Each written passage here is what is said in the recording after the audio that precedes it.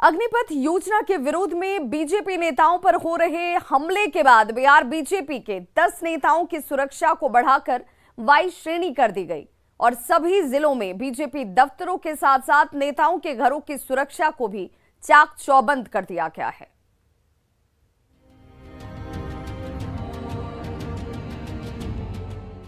ये भयावह तस्वीरें उन 3 दिनों की हैं जब अग्निपथ योजना के विरोध के नाम पर बीजेपी नेताओं को टारगेट किया जा रहा था। यही नहीं, उपद्रवियों ने चुन चुनकर बीजेपी दफ्तरों को निशाना बनाया। बीजेपी नेताओं को टारगेट करने की घटनाओं को देखते हुए गृह मंत्रालय ने बीजेपी नेताओं की सुरक्षा बढ़ा दी और 10 नेताओं को वाई श्रेणी की सुरक्षा दे दी गई।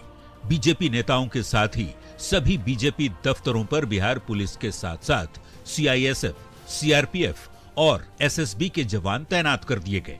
ये उसी नवादा की तस्वीर है जहां से बीजेपी नेताओं पर सबसे पहले हमला शुरू हुआ था। सबसे पहले वारसलीगंज की विधायक अरुणा देवी की गाड़ी पर हमला हुआ और फिर बीजेपी दफ्तर में तोड़फोड़ की गई।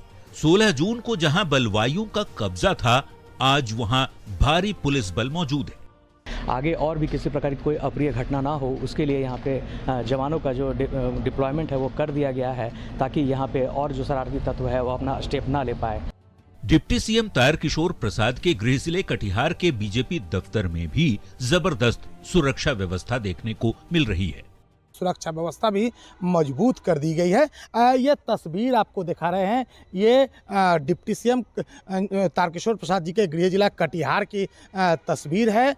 लखीसराय में लगातार हो रहे उपद्रव को देखते हुए विधानसभा अध्यक्ष विजय सिन्हा के घर की भी सुरक्षा बढ़ा दी गई है। ये तो चंद जगह की तस्वीरें हमने दिखाई। पूरे बिहार के बीजेपी दफ्तरों पर ऐसी चुस्त दुरुस्त सुरक्षा देखी जा रही है। बड़ी बात है कि इन सभी जगहों पर बिहार पुलिस की बजाय सीआरपीएफ और सीआईएसएफ के जवान ज्यादा हैं। तो फिर सवाल है कि क्या बीजेपी को बिहार पुलिस पर भरोसा नहीं? दरअसल शनिवार को बीजेपी के प्रदेश अध्यक्ष संजय जायसवाल ने पुलिस प्रशासन पर सवाल उठाया था और फिर उसी अंदाज में जेडीयू के राष्ट्रीय अध्यक्ष ललन सिंह ने जवाब भी दिया था। उसके तुरंत बाद बीजेपी नेताओं को मिल गई थी वाई श्रेणी की सुरक्षा और बीजेपी दफ्तरों पर तैनात केंद्रीय अर्धसैनिक बलों की तस्वीरें कुछ इसी ओर इशारा कर रही हैं। Bureau report, news 18।